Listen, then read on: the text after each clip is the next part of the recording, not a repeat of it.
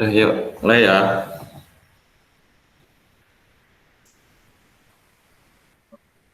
Assalamualaikum warahmatullahi wabarakatuh. Kami kelompok 21 dengan anggota 1 Eri Nur Syaf'i, 2 Nur Rasyidah Irianto, 3 Angga Ihsandi Krisna, 4 Agus Hendro Priyono, 5 Andi Apriyono. Intisari teori kepemimpinan. Pengertian kepemimpinan. Kepemimpinan dalam bahasa Inggris disebut leadership. Secara morfologi, leadership berasal dari kata kerja to lead yang artinya memimpin, menggiring, atau mengarahkan. Guru manajemen modern Peter Drucker menyebut betapa pentingnya peranan kepemimpinan para manajer dalam sebuah organisasi. Karena seorang pemimpin mampu merubah keadaan dan membuat segala impian dan cita-cita organisasi dapat terwujud sesuai dengan harapan make things happen. Pemimpin adalah sosok individu manusia, sedangkan kepemimpinan adalah sifat yang melekat pada sebagai pemimpin. Pemimpin dan kepemimpinan dapat didefinisikan melalui beberapa pendekatan, diantaranya pendekatan berdasarkan karakteristik pribadi. Pendekatan ini menekankan atribut-atribut pribadi sang pemimpin. Pendekatan berdasarkan perilaku. Pendekatan ini sangat diwarnai oleh pendekatan yang berfokus pada aspek psikologis, terutama psikologis kepemimpinan kelompok. Pendekatan berdasarkan kekuasaan pengaruh. Pendekatan ini memahami kepemimpinan berdasarkan proses mempengaruhi antara para pemimpin dan pengikutnya. Pendekatan situasional. Pendekatan ini menekankan kontekstualitas yang dihadapi pemimpin dalam organisasi seperti tuntutan pekerjaan, sifat pekerjaan, hubungan moralitas atasan bawahan, serta faktor-faktor eksternal dan karakteristik para pengikutnya. Inti dari kepemimpinan adalah kemampuan seseorang untuk menggerakkan atau mengajak orang lain, dalam hal ini anak buah, untuk mencapai tujuan organisasinya. Namun demikian, pemimpin memiliki 3 faktor keterbatasan, yaitu 1. Pengetahuan dan keterampilan pemimpin itu sendiri, 2. Keterampilan anak buah, 3. Lingkungan kerja. Pemimpin adalah tokoh atau orang yang memimpin, sedangkan kepemimpinan adalah kemampuan seorang untuk mempengaruhi atau mengajak orang lain untuk mencapai tujuan kelompok atau organisasinya. Beberapa karakter pemimpin yang efektif. Menurut Aamodt 1996-307, secara umum terdapat 2 faktor penting yang menunjang kepemimpinan yang efektif, yaitu karakteristik kepribadian dan fisik. Karakteristik kepribadian seorang pemimpin harus memiliki beberapa keistimewaan, diantaranya 1. Adaptabel, mudah menyesuaikan diri, 2. Asertif, lugas, 3. Karismatik, berwibawa dan berkarisma, 4. Kreatif, banyak ide, 5. Decisif, tegas dalam mengambil keputusan, 6. Dominan, menonjol di antara rekan-rekannya, 7. Energetik, bertenaga dan berstamina tinggi, 8. Extroverted, berkepribadian terbuka, 9. Friendly, ramah terhadap siapa saja, 10. Honest, jujur, 11. Intelijen, cerdas, 12. Maskulin atau jantan. Sedangkan ciri-ciri fisik seorang pemimpin yang ideal diantaranya atletis, atraktif, dan tinggi. Keberhasilan kepemimpinan bukan hanya dipengaruhi oleh sifat yang telah diwariskan sejak lahir, namun dipengaruhi oleh fungsi-fungsi dari berbagai faktor, yaitu bakat, tempat, dan waktu yang tepat. Faktor-faktor penyebab kegagalan seorang pemimpin yaitu disebabkan oleh perilaku pemimpin yang buruk, yaitu 1. Lack of training, rendahnya pelatihan kepemimpinan yang diberikan kepada para supervisor, 2. Cognitive deficiency, rendahnya kemampuan kognitif para supervisor, 3. Personality, kepribadian atau sifat dasar para supervisor itu sendiri. Para pemimpin yang gagal biasanya memiliki sifat paranoid atau pasif agresif atau kedua-duanya, yaitu perasaan tidak aman dalam kehidupannya di mana mereka merasa dikhianati. Perasaan ini mungkin sangat mendalam, tapi tidak intisari dari kepemimpinan 13 disadarinya. Sifat ini termasuk dendam, benci, dan marah yang terus-menerus walaupun tidak ada alasan yang jelas.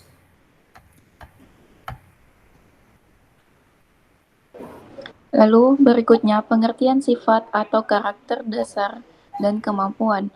Pengertian karakter atau sifat dasar seseorang adalah berbagai atribut individual meliputi aspek-aspek kepribadian, temperamental, kebutuhan, motivasi, serta nilai-nilai. Sifat dasar kepribadian seseorang sifatnya stabil. Contohnya adalah rasa percaya diri, terbuka, kematangan emosional, dan tingkat kemampuan kerja. Sedangkan pengertian kemampuan atau skill adalah kemampuan seseorang melakukan pekerjaan dengan cara yang efektif, seperti traits.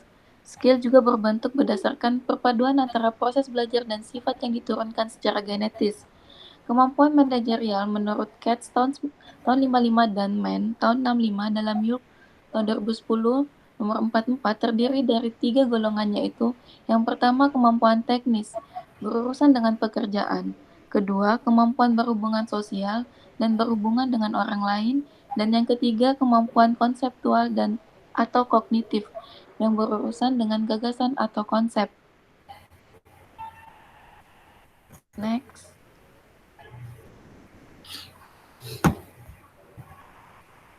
Sampai saat ini masih sering terjadi kontroversi mengenai perbedaan antara pemimpin versus manajer. Menurut Gardner tahun 90 nomor 3, kata manajer biasanya memberi label kepada individu yang memiliki tugas mengarahkan dalam suatu organisasi. Manajer berperan mengawasi proses agar organisasi berfungsi dengan baik, membagi sumber daya secara hati-hati, dan menggunakan sebaik mungkin sumber daya manusia. Warren Bennis dan Burt Nanus tahun 85 dalam Yulk 2000, tahun 2010 nomor 24 dalam bukunya yang berjudul Leaders: The Strategies for Taking Charge yang mengemukakan bahwa sungguh suatu kesalahan fatal jika menyamakan antara pemimpin dan manajer. Dalam dunia bisnis, memang selalu mengasumsikan bahwa pemimpin adalah manajer. Padahal dalam suatu organisasi, antara manajer dan pemimpin memiliki peran yang sama sekali berbeda, bahkan tidak jarang bertentangan. Next. Teori kehadiran orang besar. Teori kehadiran orang besar sering juga disebut teori kemunculan orang besar. Gagasan teori kehadiran orang besar sebenarnya telah menyeret kita ke dalam domain mitos dengan pengertian bahwa pada saat dibutuhkan, manusia luar biasa sebagai pemimpin akan muncul dengan sendirinya secara ajaib dan tiba-tiba, seperti halnya peristiwa sihir. Bahkan teori ini percaya bila diruntut jauh ke belakang, kehadiran Yesus, Musa, Muhammad, dan Buddha juga muncul pada saat dunia sedang membutuhkan kehadirannya. Next. Teori kepemimpinan alamiah. Teori ini memiliki asumsi dasar bahwa jika sifat-sifat kepemimpinan yang ada pada orang-orang besar yang berhasil ini ditemukan pada orang lain, maka orang lain juga memiliki kemungkinan yang kuat menjadi pemimpin besar. Selanjutnya, McCall dan Lombardo tahun 83 meneliti ciri-ciri yang baik mengenai karakter yang mempengaruhi kesuksesan atau kegagalan kepemimpinan dan telah berhasil mengidentifikasi 4 ciri utama sebagai berikut. Yang pertama, memiliki ketenangan dan stabilitas emosional yang meliputi tenang, percaya diri, dan dapat diprediksi, terutama ketika sedang mengalami stres. Yang kedua, bersedia mengakui kesalahan. Dalam setiap menghadapi masalah, memilih mengakui kesalahan daripada membuang-buang energi untuk menutupi kesalahan. Lalu yang ketiga, memiliki kemampuan interpersonal yang baik, yaitu mampu berkomunikasi dan membujuk orang lain dengan baik tanpa menggunakan cara-cara yang negatif atau pemaksaan kehendak. Lalu yang keempat, berwawasan intelektual yang luas, mampu memahami berbagai hal, tidak berpikiran sempit dalam bidang keahliannya. Selanjutnya,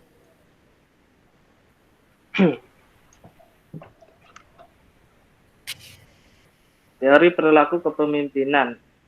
Teori perilaku kepemimpinan sangat berlawanan dengan dua teori sebelumnya, yaitu The Great Man dan The Right Theory. Teori perilaku fokus pada apa yang pemimpin dapat kerjakan atau lakukan, bukannya fokus pada siapakah pemimpin itu. Teori perilaku kepemimpinan tidak tertarik untuk meneliti sifat-sifat atau kemampuan bawaan yang mempengaruhi keberhasilan pada seorang pemimpin.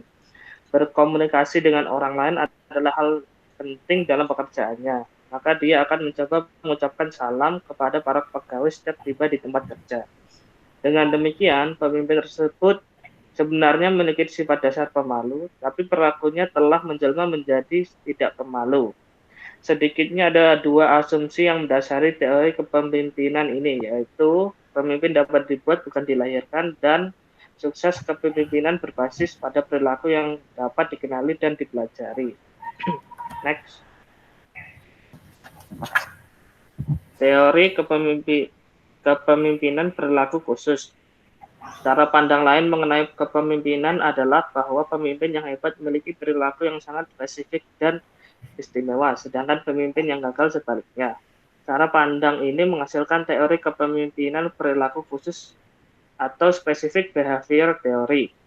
Setelah meneliti ribuan pemimpin dalam berbagai situasi, Gary Yokel 1982, Carter 1952, Hemphill dan Kunz 1950, dan Gibbs 1969 mengusulkan beberapa karakteristik khusus seorang untuk berhasil dalam memimpin, diantaranya: 1. Membangun ide atau gagasan. 2. Secara tidak resmi atau informal berinteraksi dengan anak buah. 3. Membantu dan mendukung anak buah. 4. Bertanggung jawab. 5. Membangun iklim atau atmosfer organisasi. 6. Mengorganisir dan membentuk struktur pekerjaan. 7. Berkomunikasi secara formal dengan anak buah. 8. Memberikan penghargaan dan hukuman kepada anak buah. 9. Menentukan target. 10. Membuat keputusan yang cepat dan akurat. 11. Melatih dan mengembangkan keterampilan pegawai. 12. Membangkitkan antusiasme anak buah. Next.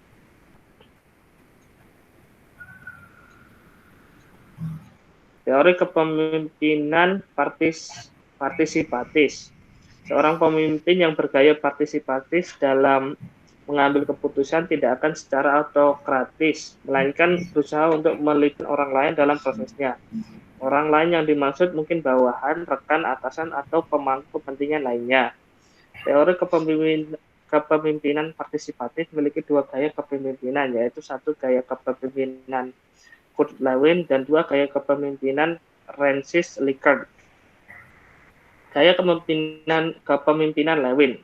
Kurt Lewin adalah kolega dan koleganya melakukan percobaan mengenai keputusan kepemimpinan pada tahun 1939 dan berhasil mengidentifikasi 3 gaya kepemimpinan pokok yang berbeda, khususnya yang terkait dengan pengambilan keputusan. Ketiga gaya utama kepemimpinan tersebut menurut Kurt Lewin adalah: Next. Gaya kepemimpinan otokratis. Dalam gaya otokratis, pemimpin mengambil keputusan tanpa berkonsultasi dengan orang lain. Gaya kepemimpinan demokratis. Dalam gaya kepemimpinan demokratis, pemimpin melibatkan pengikut dalam pengambilan keputusan.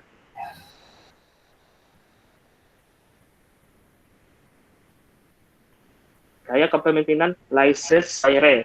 Gaya kepemimpinan laissez-faire meminimalkan keterlibatan pemimpin dalam proses pengambilan keputusan, dan karenanya kemungkinan para pengikut untuk membuat keputusan sendiri, namun mereka masih harus bertanggung jawab untuk hasil kerjanya.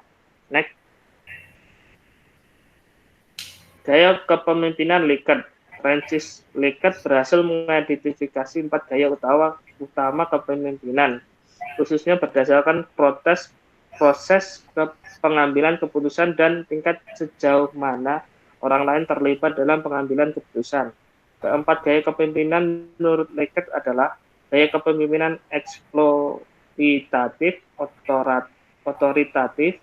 Dalam gaya kepemimpinan ini, dalam mencapai tujuannya, pemimpin memiliki kepedulian yang rendah terhadap pengikut dan menggunakan metode yang berbasis ancaman serta rasa takut. Kemudian gaya kepemimpinan kebajikan otoratif. Pada kepemimpinan ini, seorang pemimpin lebih menggunakan penghargaan untuk mendorong kinerja yang tepat dan lebih bersedia mendengarkan kebutuhan pengikutnya, meskipun pada akhirnya apa yang mereka dengar sering bersifat laporan asal Bapak senang atau ABS. Next.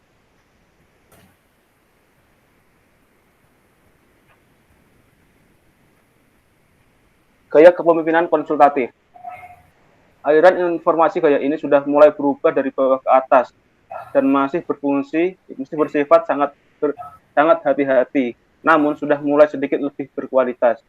Selanjutnya, gaya kepemimpinan partisipatif. Pada tingkat ini, pemimpin memanfaatkan secara maksimum metode partisipatif, yaitu dengan melibatkan orang-orang di level bawah dalam pengambilan keputusan. Next. Teori kepemimpinan situasional. Dalam menentukan gaya kepemimpinan yang efektif, seorang pemimpin ternyata memerlukan analisis terhadap lingkungan organisasi sebelum secara meyakinkan menentukan gaya kepemimpinannya. Tingkat kualitas motivasi dan kemampuan pengikut adalah faktor atau dimensi utama yang mempengaruhi keputusan situasional. Teori kepemimpinan situasional memiliki 4 gaya kepemimpinan, yaitu 1. Kepemimpinan situasional oleh Paul Hershey dan Ken Blanchard. 2. Leadership through decision making, teori kepemimpinan model normatif Fromm dan Yeaton. 3. Teori kepemimpinan Pat Gould oleh House. Dan 4. Trilogi kepemimpinan Ki Hajar Dewantara. Next.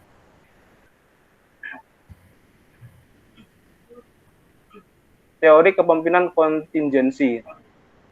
Teori kontingensi adalah jenis teori perilaku kepemimpinan yang berpendapat bahwa tidak ada cara atau gaya terbaik untuk memimpin dan gaya kepemimpinan yang terbukti efektif dalam situasi tertentu mungkin tidak akan berhasil pada orang dan tempat lain.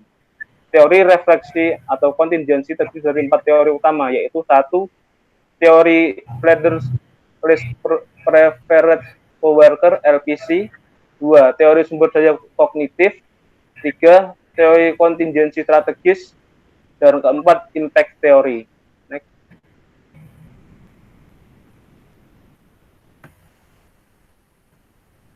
Teori kepemimpinan transaksional. Pemimpin yang bergaya transaksional bekerja melalui penciptaan struktur yang jelas mengenai apa yang diminta dan pengikut mereka, dan penghargaan yang mereka akan dapatkan sebagai hasil dari mengikuti perintah. Pemimpin transaksional sering menggunakan manajemen dengan pengecualian. Jika pekerjaan berjalan sesuai dengan prinsip yang diharapkan, maka tidak perlu adanya perhatian khusus. Teori kepemimpinan transaksional terdiri dari 1. Leader Member Exchange Theory, LMX, atau Vertical Dian Link Theory, VDL. 2. Transaksional Analysis Theory, by Eric Berne. 3. Teori konflik kepemimpinan. Next.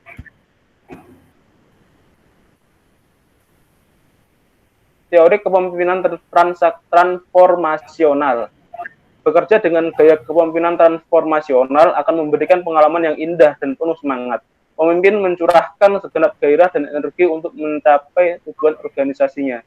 Teori kepemimpinan transformasional memiliki 3 teori utama, yaitu pertama, teori kepemimpinan transformasional BAS. Definisi teori kepemimpinan transformasional BAS adalah bagaimana pemimpin mempengaruhi pengikut yang diharapkan untuk mempercayai, mengagumi, dan menghormati pemimpin transformasional. BAS mengidentifikasi 3 cara di mana para pemimpin mengubah pengikut. Yang pertama, meningkatkan kesadaran mereka akan pentingnya tugas dan nilai. Yang kedua, mengarahkan mereka untuk mengutamakan fokus pada tujuan tim atau organisasi, bukannya kepentingan mereka sendiri. Yang ketiga, membuat urutan kebutuhan tertinggi. Next.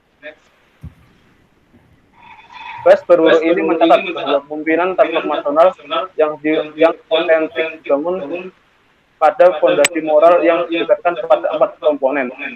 Yang pertama, pengaruh ideal yang ditanamkan. Yang kedua, motivasi inspirasional. 3. Stimulasi intelektual. 4. Pertimbangan individual. Dan 3. Aspek moral. Yang pertama yaitu karakter moral dan pemimpin. Yang kedua, nilai etika yang tertanam dalam visi, artikulasi, dan program pemimpin, baik pengikut menerima atau menolak. Yang ketiga, moralitas proses pilihan etika sosial dan tindakan bahwa pemimpin dan pengikut terlibat dalam mencapai target secara kolektif. Next. B. Teori kepemimpinan transformasional Burns. Burns mendefinisikan kepemimpinan transformasional sebagai suatu proses di mana pemimpin dan pengikut terlibat dalam proses saling mengangkut sama-sama satu sama lain untuk mendapatkan tingkat moralitas dan motivasi yang lebih tinggi. Pemimpin transformasional meningkatkan kualitas kepemimpinannya dengan meningkatkan cita-cita dan nilai-nilai pengikutnya. C. Inventory partisipasi kepemimpinan oleh Clausius dan Posner. James Clausius dan Derek Posner mengembangkan sebuah survei yang meminta orang-orang untuk membuat daftar karakteristik dari para pemimpin berdasarkan pengalaman mereka yang dipimpin oleh orang lain.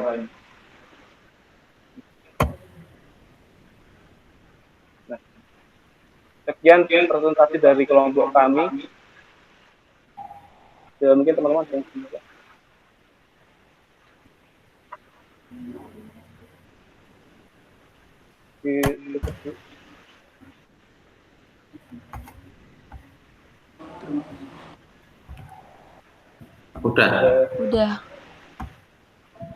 Udah gitu. Udah selesai direkam. Terus tutup dulu. udah tak rekam. Masih tak rekam. Terus gimana? Dimatiin aja habis itu Tutup dulu. Ya udah. Nggak ada yang rekamannya. pertanyaan gimana? Ada toh? Nggak ada. Ya udah, berarti udah selesai ya. Terus rekamannya ini kirim ke kamu. Ini itu gimana sih ngumpulnya, itu masing-masing per orang ngumpul apa gimana? Nah, itu. Kelompok itu Nah, boleh. Kamu masih Masih. ngerekam ini? ya udah tak matiin dulu. Matiin aja rekamannya.